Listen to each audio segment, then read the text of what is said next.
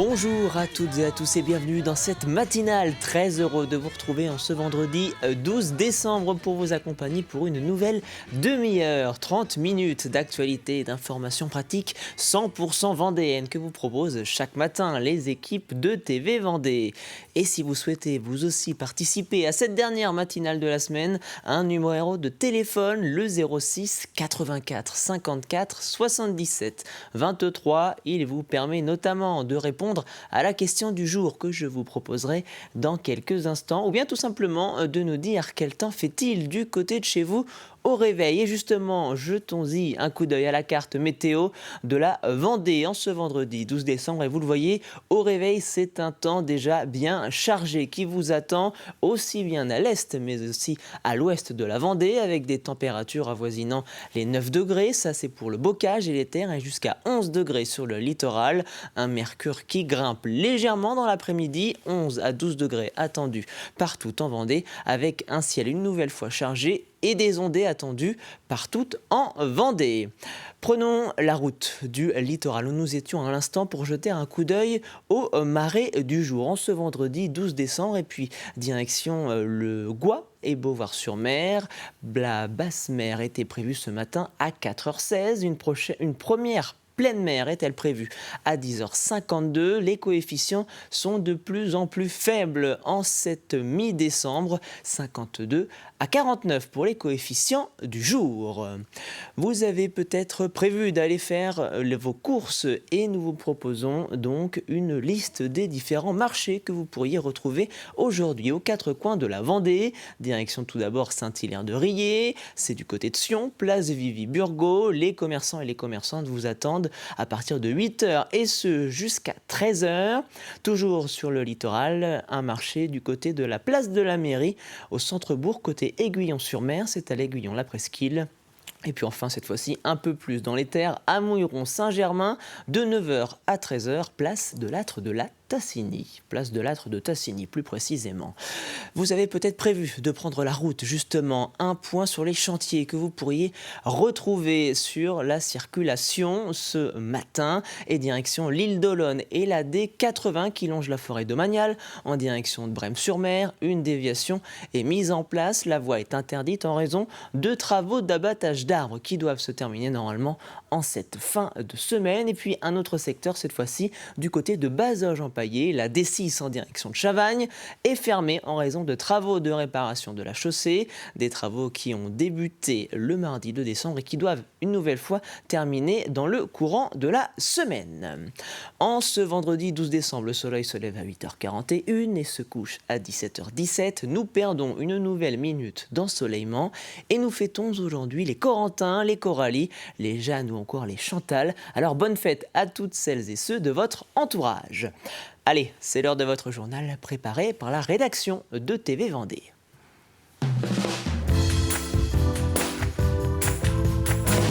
L'activité de l'hospitalisation à domicile progresse au fil des ans en Vendée et devient un levier majeur pour alléger les hôpitaux tout en maintenant la qualité des soins offerts aux Vendéens.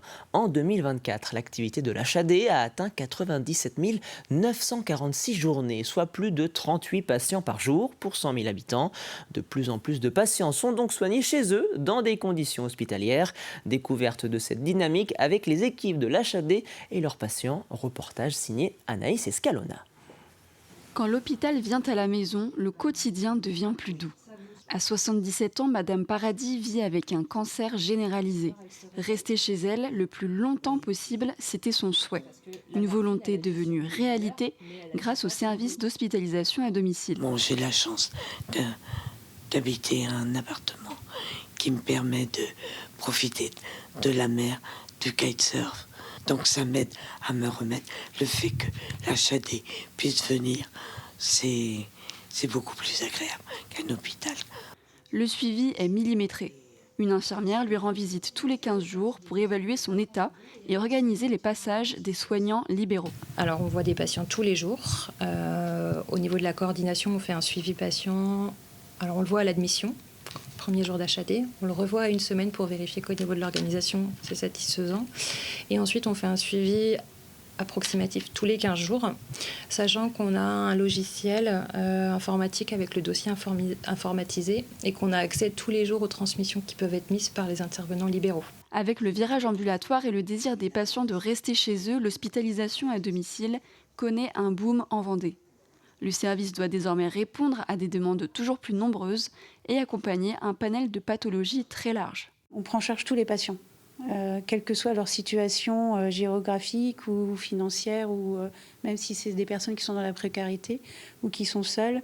Il n'y a pas de critères là-dessus. Vraiment, ce qui va faire foi, c'est les critères de prise en charge liés à la charge en soins. Il faut savoir qu'on prend tous les âges, des enfants. Là, on va développer la néonate.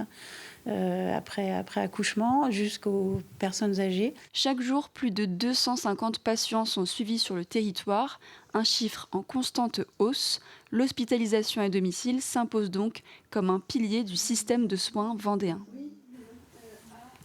En réponse aux actes de délinquance visant les exploitations agricoles, le préfet de la Vendée a convié la Chambre de l'agriculture, les différents syndicats agricoles ainsi que les forces de l'ordre et la procureure de la République afin de signer une nouvelle convention départementale de partenariat destinée à renforcer la sécurité et la tranquillité en milieu rural. Ce renouvellement de convention vise à améliorer la prévention, la réactivité et la coordination entre la préfecture, les forces de sécurité intérieure et les acteurs du monde agricole. Il est apparu la nécessité de renforcer encore les échanges entre les agriculteurs et leurs représentants et les services de gendarmerie et de police. L'objectif, c'est de pouvoir recueillir tous les faits, tous les signaux, et de pouvoir, quand un fait est constaté, de pouvoir intervenir très rapidement. L'objectif à chaque fois, c'est d'interpeller, constater l'infraction, interpeller et de traduire devant la justice les auteurs d'infractions. Les vols peut-être les plus importants, c'était autour du matériel, notamment les GPS. Donc il y a eu un travail de fait par la gendarmerie qui a démantelé tout un réseau. Mais c'est des vols récents, les vols de gasoil, de matériel électroportatif, parfois de tracteurs. Il y a aussi des phénomènes de dégradation. Donc les réserves de substitution en Sud-Vendée, ce qui est complètement insupportable. Il y a aussi des vols d'animaux. Donc en fait, tout y passe un peu dans le registre. Alors c'est la raison pour laquelle on a vraiment besoin d'être en rang serré avec les services de l'État, pour essayer de bonifier tout ça et de s'adapter à cette situation. Thierry Bétis prendra le départ le 3 janvier prochain de son 8e Dakar en moto. Le Chalandais est un habitué de la compétition avec 8 titres de champion de France en motocross et supercross ainsi que 3 victoires à l'enduro du Touquet. À 54 ans, il court désormais les compétitions dans la catégorie vintage et pour son 8e Dakar, il sera comme en 2024 dans la catégorie Malmoto. Cela veut dire qu'il n'aura pas d'assistance et devra se débrouiller seul pour d'éventuelles réparations techniques au cours des 8000 km à travers l'Arabie Saoudite. Il a pile 20 ans, en fait, c'était mon premier en 2006. Là. Donc là, j'avais une équipe, je me préparais vraiment pour faire des bons résultats. Donc c'était un peu différent. En plus, j'avais fini un peu mes saisons de motocross et tout ça. Donc physiquement, j'étais vraiment au top, on va dire. Et du coup, là, l'objectif, c'était de rentrer dans les 10 premiers. Donc ça s'est passé. La deuxième année, en 2007, je fais 8. Je fais 8e du général. Là, maintenant, j'y vais différemment dans le sens où je le fais tout seul en malmoto. On appelle ça, sans assistance, en fait. Et du coup, il faut un peu gérer la mécanique, se gérer soi-même. Et moi, l'objectif maintenant, c'est vraiment de me faire plaisir et puis d'aller jusqu'à l'arrivée, quoi. Et comme en 2024, il tiendra son journal de bord sur la page Facebook Thierry Bétis Dakar. Lui prendra le départ de son 22e Dakar. Le PDG du groupe vendéen RCM, Ronan Chabot, s'élancera le 3 janvier dans la catégorie auto, accompagné de son copilote de toujours, Gilles Pillot, avec qui il a déjà avalé ses 21 premiers Dakar. Chabot et Pillot ont remporté 3 fois l'épreuve dans la catégorie 2 roues motrices. Alors c'est désormais avec une pression en moins que le vendéen aborde l'événement, comme il l'a confié pour nous à Simon Felipeau.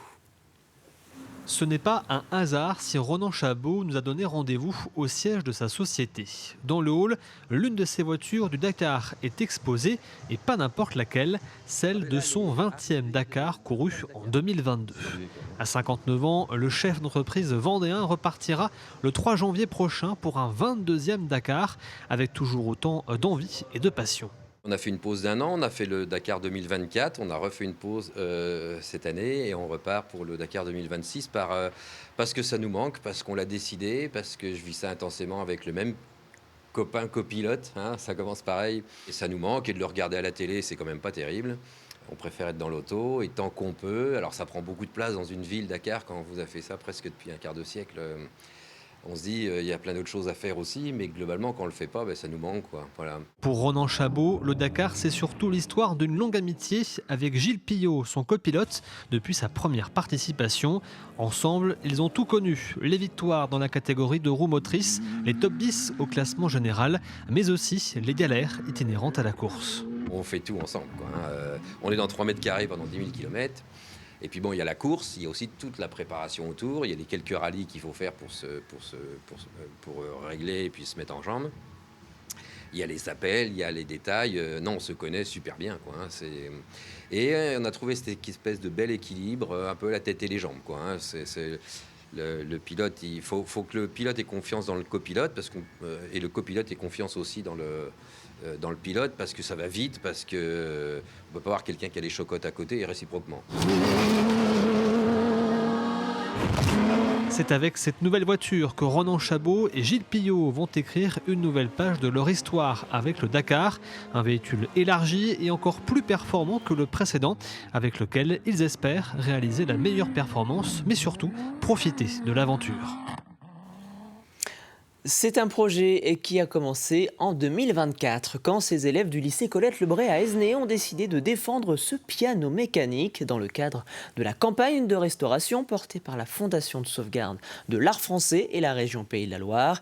Et après avoir été sélectionnés en mai dernier, les élèves désormais en classe de première ont pu rencontrer les 2 restauratrices qui vont s'atteler à redonner une deuxième jeunesse au piano mécanique qui a plus de 100 ans. L'une est spécialisée dans le bois, la seconde dans le métal. Les 2 matériaux qui composent cet instrument. Donc là, on intervient avec ma collègue restauratrice métal sur une première phase en fait, de restauration sur cet instrument qui va nous permettre de faire un constat d'état et un diagnostic de l'état général et sanitaire de l'objet et d'évaluer si une remise en état de jeu est possible ou non. Donc ces premières interventions vont compter notamment un dépoussiérage, un nettoyage, des consolidations, des traitements des métaux également, une compréhension du mécanisme qui est très importante pour comprendre s'il manque des pièces par exemple, si l'état de l'objet est complet, est en bon état sanitaire et de pouvoir préconiser par la suite au musée ou à la ville une remise en état de jeu fonctionnelle de l'objet. Et on termine ce journal avec l'un des événements de ce week-end. C'est la 17e édition de la balade des Pères Noël organisée par l'association Asphalte 85. Départ du convoi ce samedi 13 décembre depuis le Puy du Fou dans le milieu de la matinée, avant un circuit en plusieurs étapes qui traversera les communes de Chambretot, des Herbiers, de Chantonnay ou encore de la Ferrière avant de se retrouver au lycée Saint-François d'Assise à La Roche-sur-Yon. Les bénéfices des inscriptions de chaque moto sera reversé cette année aux associations Kids Day et Rêve d'enfants. C'était la fin de ce journal préparé par la rédaction de TV Vendée. Je vous propose, comme chaque jour, de vous poser cette question liée soit avec le quotidien de votre vie en Vendée ou bien en lien avec l'actualité. Cette question, la voici. Avez-vous déjà eu recours à l'hospitalisation à domicile? Et que pensez-vous de ce dispositif? Vous l'avez compris, c'est une question en lien directement avec ce reportage que nous vous proposons aujourd'hui dans ce journal. N'hésitez donc pas à partager vos réponses en commentaire sur notre page Facebook ou par SMS sur le WhatsApp de la matinale. Nous passons désormais au plus de l'info.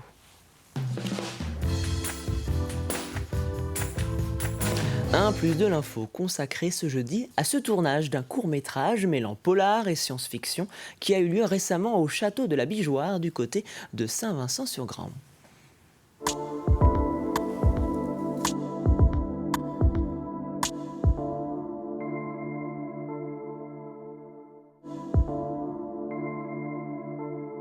On est ici en Vendée pour tourner un court-métrage qui s'appelle Welcome to the Moonlight Palace. On a choisi ce château parce qu'en fait, c'est vraiment comme un personnage à part entière du film. Il a une vraie âme, un vrai caractère, ce qui fait que c'était important qu'il ait une place prépondérante dans le film. Et il correspond tout à fait à nos attentes, parce qu'on peut à la fois loger sur place l'équipe technique, mais aussi jouer dedans. Donc, un vrai atout. Un vrai atout, et il y a toutes les caractéristiques qu'il faut pour faire un vrai whodunit, une murder party parfaite. Depuis tout petit, j'ai toujours adoré ce côté résolution d'enquête, Cluedo, Agatha Christie. Et quand Jordan m'a parlé de ce huis clos dans un hôtel, donc là en l'occurrence, cette grande demeure, tout de suite ça m'a plu. Il m'a dit, voilà, toi tu pourrais être le fils du propriétaire de ces lieux, qui reçoit son personnel, ses clients, et avec tes manières, hein, bien sûr, ce que je suis actuellement, le Richard.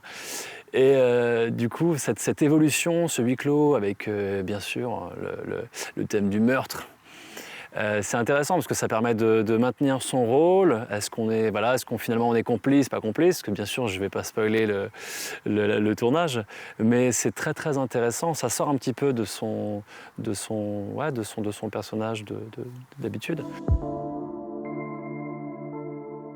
L'avantage, c'est qu'on a vraiment un brassage. Comme c'est censé être dans un hôtel de luxe, il n'y a pas que des Français. Il y a des Américains, il y a des accents. Et là, pour la première fois, en plus, Kevin McNally et Lee Roddenberry jouent en français. Donc c'est intéressant de donner en plus la réplique à des acteurs comme eux qui ont côtoyé Johnny Depp, Tom Cruise. Et là, dans ce contexte-là, vous vont donner la réplique au doubleur de Johnny Depp ou à Bernard Farcy. C'est original et à la fois intéressant. D'être mélangé, en tout cas en termes de langage natif. Parce que je prends l'exemple de Lee Roddenberry ou Kevin McNally qui, eux, doivent parler français alors qu'ils sont américains. Et nous qui parlons français, forcément, on est sur la terre de l'hôtel, terre natale, où nous, on est vraiment dans notre rôle de français. Mais il y a aussi l'après-tournage, où on essaye de se comprendre et on se félicite, en sachant que les Américains ont dû apprendre leur texte en français, donc ils ont leur accent. Mais c'est aussi un apprentissage pour eux, parce qu'ils ont plutôt l'habitude de tourner en américain pour des productions qui vont être plutôt aux États-Unis, plutôt en Angleterre. Et le fait de tourner avec des Français, avec la demande de parler français, forcément pour nous c'est exotique, mais en même temps ça rajoute énormément de charme et peut-être encore de mystique à cette affaire. Et vous retrouvez bien évidemment ce nouveau plus de l'info sur notre site tvvendée.fr. Place désormais à votre chronique du jour.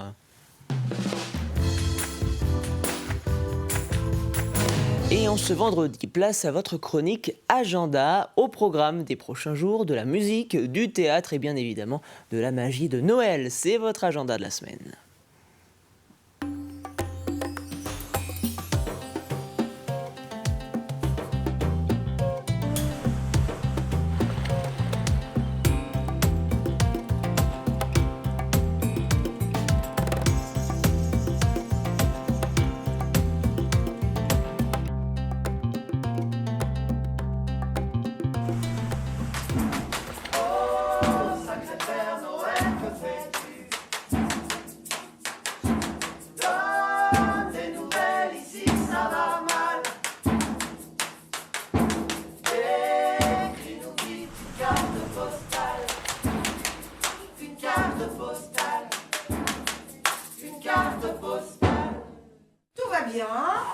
Ne vous inquiétez pas pour moi. Il faisait si froid au pôle Nord que j'ai décidé de prendre des vacances à la noix de coco. Ici, il y a des habitants qui ne savent dire qu'une seule chose et c'est...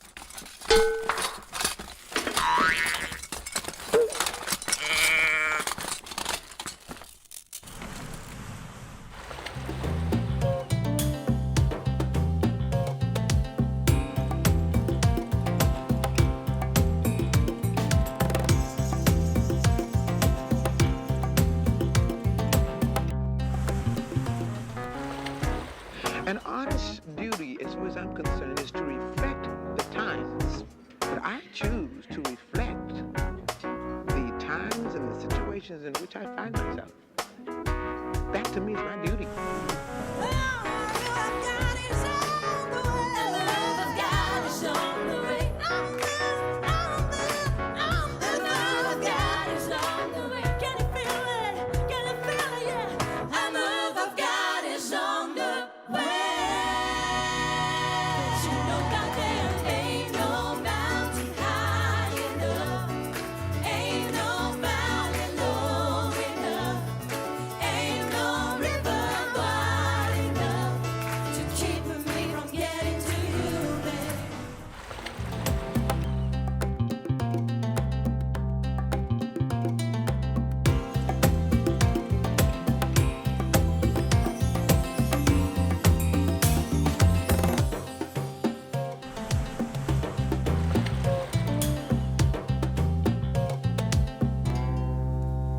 Et vous l'avez vu, la thématique de Noël est bien évidemment présente dans les semaines à venir. Et comme chaque vendredi de ce mois de décembre, nous vous proposons donc une liste des marchés de Noël qui ont lieu le week-end. Commençons du côté de Dompierre-sur-Yon, où les festivités débutent dès ce vendredi à partir de 18h30 et se poursuivront samedi et dimanche. Un marché de Noël est également prévu à Notre-Dame-de-Riez, place de la Mairie, ce samedi dès 14h. Direction ensuite le Sud-Vendée, où le marché de Maizé se poursuit pour un second week-end, ou encore Longeville-sur-Mer, où 3 jours de marché vous attendent dès aujourd'hui, place de l'Église. Chaque jour, nous essayons de répondre à une question de votre quotidien. C'est le pourquoi de la rédaction. Un pourquoi de la rédaction consacré aujourd'hui à l'éloquence. Qu'est-ce donc l'éloquence? C'est la question à laquelle répond l'adjoint au procureur de la République de Nanterre, Hervé Lolic. Si on est artificiel, on ne convainc pas. Donc on est authentique avec sa personnalité, de la façon dont on a l'habitude de parler, en la travaillant bien sûr. Et c'est en étant éloquent qu'on est séduisant très quelque part. On va séduire l'auditoire, on va le convaincre peut-être, mais en tout cas on va le capter. Et il va vous entendre jusqu'à la fin quand on est éloquent. C'est pas un artifice, c'est jouer de sa personnalité au mieux. L'éloquence peut être séduisante en ce sens qu'il va accrocher. Embarquer, c'est un mot que j'ai employé tout à l'heure dans mon intervention. Embarquer son partenaire, embarquer son interlocuteur, qui va avoir envie de connaître la suite de ce que vous voulez lui dire. Et c'est ça l'éloquence en fait. C'est pas juste un exercice de style, c'est savoir dire quelque chose, présenter une histoire, une argumentation, une affaire, selon les circonstances dans lesquelles on est, de façon à générer un intérêt et générer l'envie de savoir exactement ce que vous pensez et pourquoi vous le pensez.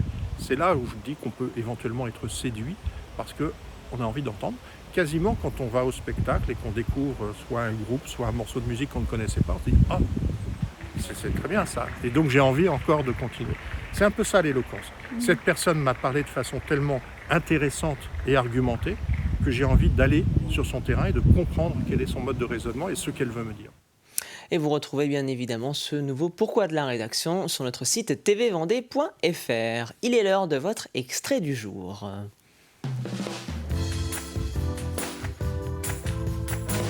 Un extrait du jour consacré aujourd'hui à l'émission Sans détour, présentée par Hervé Leroc.